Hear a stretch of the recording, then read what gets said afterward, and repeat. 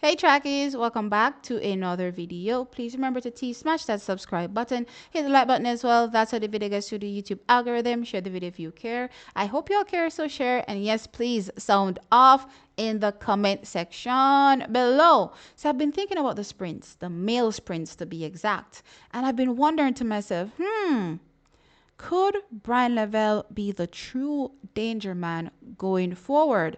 After all, 2025, an absolutely magical season where he ends with a World Championships bronze medal in the men's 200 meters, clocking a new personal best 19.64 seconds. But guess what, trackies? He's not only phenomenal in the two, but also in the one.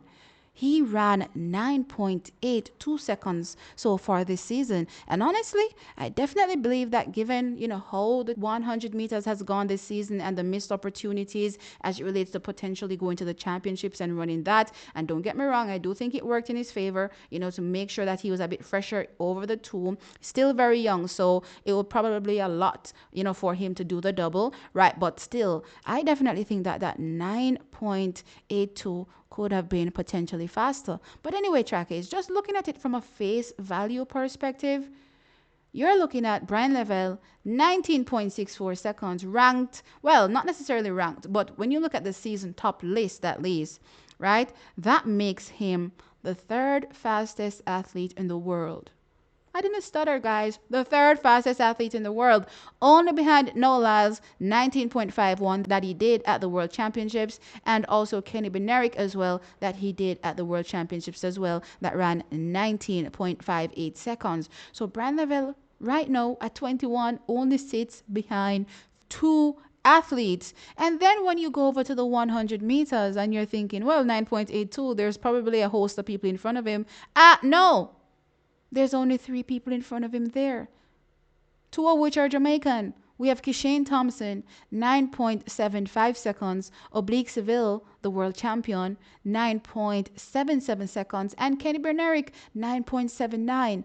Bryan Lavell is literally sitting there, right? Pretty fourth fastest athlete in the world, 9.82 seconds. And again, this was a missed opportunity. This time could have been 100% faster in my mind, given again what he did at the World Championships. Now, I know some people are going to say, hey, he ran that 200, he ran a new personal best. That was the best race he had. Honestly, I don't think that was the best race he had.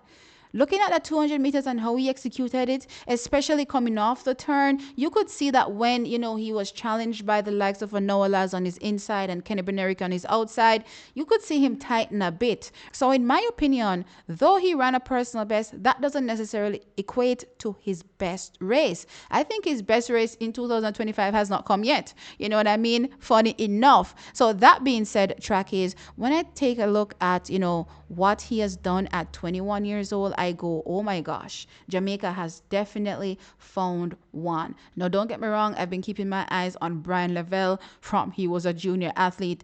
All of y'all know this. But to see him come through so quickly, the way he has, is absolutely impressive.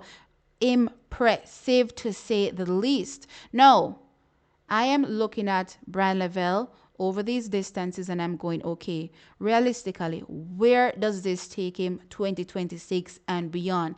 Will he be able to stand atop the world over 2 distances? No, don't get me wrong. Over the years, I've definitely, and he's still very young, 21, right? I've talked about, him and his round management, right? And definitely we see here in 2025 where he's gotten it, right? So I'm happy now thinking about how he'll be able to progress, especially over the 100 meters, because at the trials, he finished a whole 8th when, if you're watching how he was running, first round, second round, 8th wouldn't be the slot for a Bryan Lavell, right? So I think you could say that he's fixed, that particular trouble area. So now that I'm looking at him and I'm thinking about, okay, who are the number one challengers in the events that he competes in.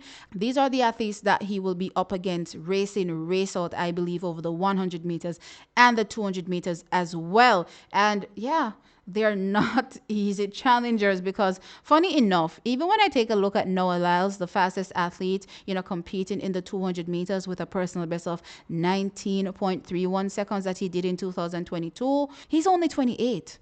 Noah Lyles is only 28, which means that his best racing is yet to come, supposedly, because y'all know they say your best racing comes around 29-ish, 30. You know what I mean? So he's still in the prime of his career. So for the next World Championships, potentially, we will still see Noah Lyles turn up ready to defend. And I believe that Noah Lyles is probably going for the 5, the 5-peat to do what was never done in the 200 meters before. Will he be able to do it? Is a whole other kettle of fish. In a couple of years over that 200 meters, Noah Lyles is going to find it very, very difficult to hold off this charging young man called Bryan Lavell. But even though Noah Lyles is the fastest athlete in the world when it comes to the 200 meters currently competing, the biggest trouble and the biggest challenge, I believe, for a Bryan Lavell that I believe will be charging, head first towards, the top of the mountain is actually Letsile Toboho when it comes to that men's 200 meters. Now, Letsile Toboho's personal best, 19.46 seconds, right? However, this season, not the best season for him. Also, injury this season, 19.65 seconds, his fastest this season in the 200 meters. He's 22.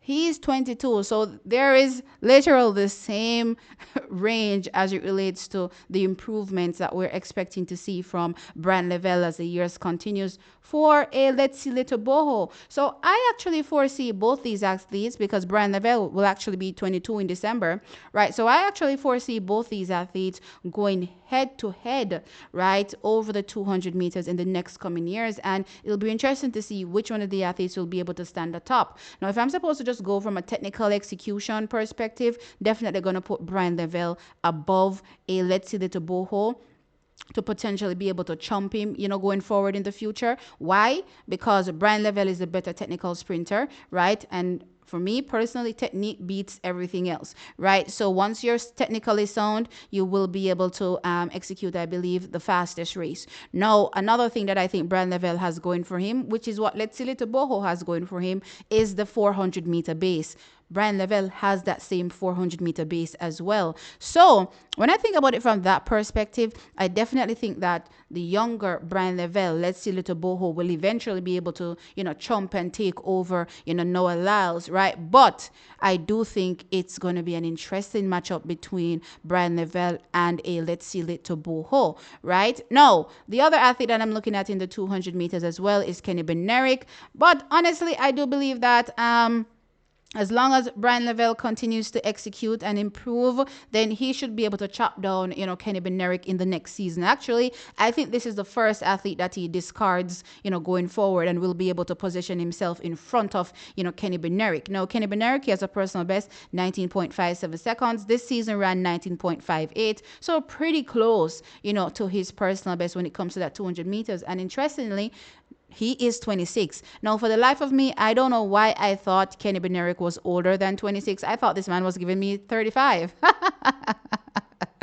my gosh, Kenny is only 26. He'll be 27, in a month or so. But literally, trackies, he's only 26. So his best running is yet to come. But I think this is the first athlete that Bryan Lavell will be able to chop down when it comes to, that 200 meters. So looking at it from a 200-meter perspective, in the next season, I still expect Noah Lyles, to be there challenging really strongly. But I believe as time passes, maybe into 2027, Bryan Lavell, I think, will be able to even stand atop of a Noah Lyles when it comes to this men's 200 meters. Again, if we're factoring the personal best, and the personal best for Noah Lyles, though I know done in Eugene, is 19.31 seconds. Now, things get a bit more interesting when we look at the 100 meters, because we can actually bring the same set of athletes that are over the 200 meters over into the one. No, straight away, he has already chopped away Letsile Toboho. So Letsile Toboho isn't in the conversation when it comes to the 100 meters.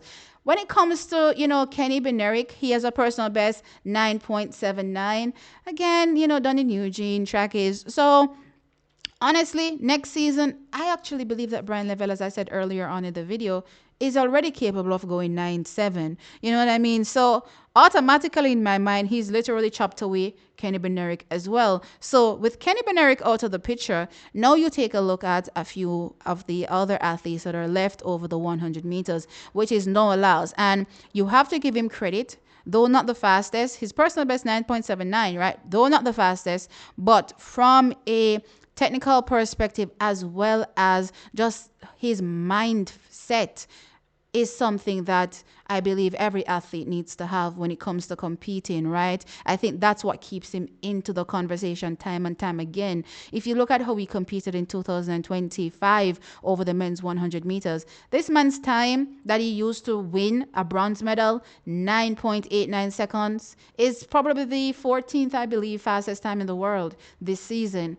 Nowhere close to some of the times that some of the other athletes were able to clock, but still he walked in and walked away with a bronze medal. The only other challengers are the Jamaicans when it comes to the 100 meters. Kishane Thompson, the silver medalist, both at the Olympic Games and the World Championships, and Oblique Seville, the gold medalist. Kishane, personal best 9.75 seconds. Oblique Seville's personal best 9.77 seconds. This one track is absolutely going to be fire.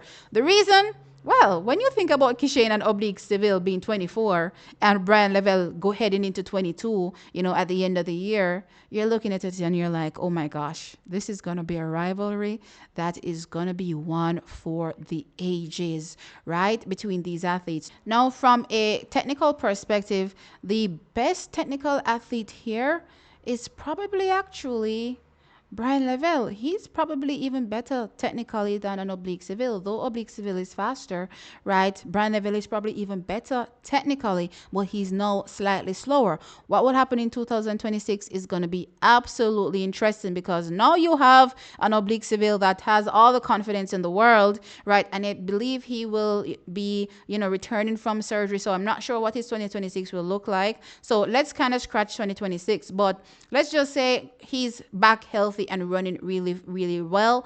Then listen, this man is just going to be getting faster and faster, as well as Bryan Lavell. I think the margins between Oblique Seville and Bryan Lavell, it's going to come down to the wire. It's going to be the smallest of margins to determine, the winner when it comes to them in the 100 meters. And actually, it's going to go down to execution on the day, which athlete executes the best race. Now, Kishane Thompson, the fastest of them all, right? And I believe the athlete with the most upside when it comes to all the things that he needs to improve going forward over the men's 100 meters.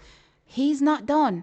He is definitely not done. And just like how Oblique Seville and Bryan Lavell will continue improving, he will also continue improving. And again, technique that he lacks, what they have. Once he's able to get these things done pat, it's going to catapult him in a realm that we have not seen since Usain Bolt, in my opinion, those 1960s, right? So now it's going to make things very, very interesting going forward. But I definitely think that Bryan Lavell is a danger man, going forward. And if Oblique Seville and Kishane Thompson are not careful, then yes, he will take them down, because one, he's solid, technically sound. He has all that 200-meter background as well. So his form will not be breaking at all, once he's heading towards that line in the men's 100 meters. So if they're not careful, Bryan Lavell is going to come in and swoop in and actually dethrone these two athletes when it comes to who is the top sprinter, going forward. And in the men's 200 meters, yep, I definitely think that as well,